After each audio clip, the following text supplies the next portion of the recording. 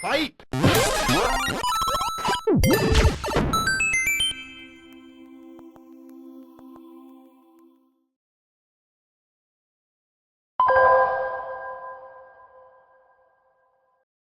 During the early 90s, Sega was the only company to truly challenge Nintendo for control of the video game market.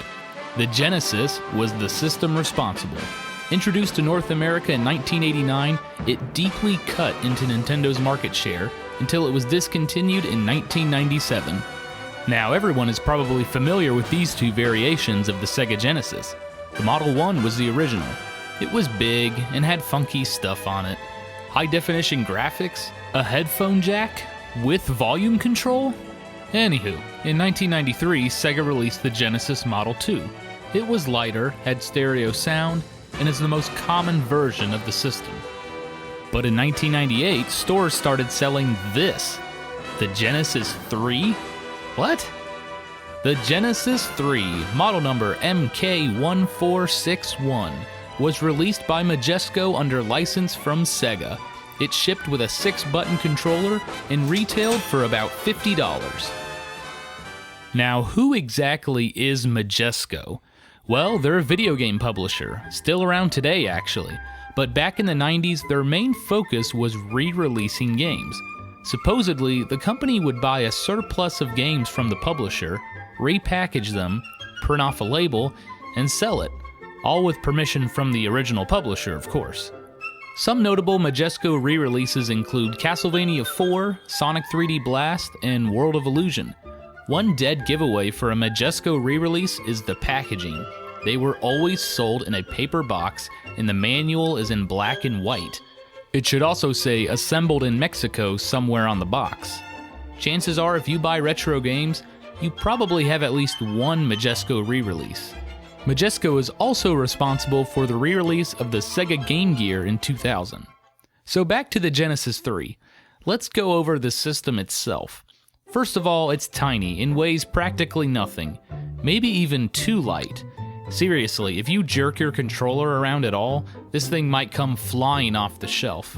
The system also lacks an LED light, which is similar to two other redesigns I've already talked about.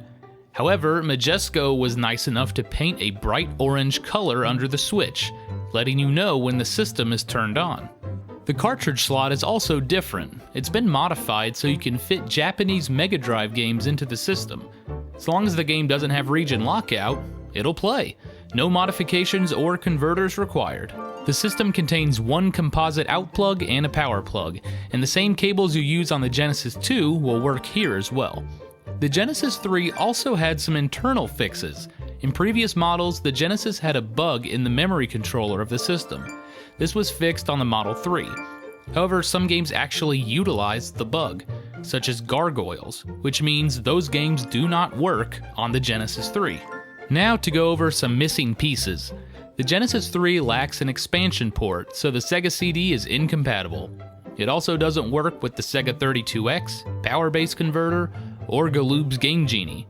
Any game that utilized an extra processor also won't work, such as Virtua Racing. Overall, the Sega Genesis 3 is a nice version of the 16-bit console, especially for import gamers or those wanting to save on some shelf space. However, some games simply don't work on the system, and any hardware add-ons, forget about it. This thing is simply just a Genesis. Today they're worth about $30 to $40, however, they are somewhat hard to find. Majesco only sold the system for about a year, and by the end of the year they were selling them for as low as $19.99. Wow.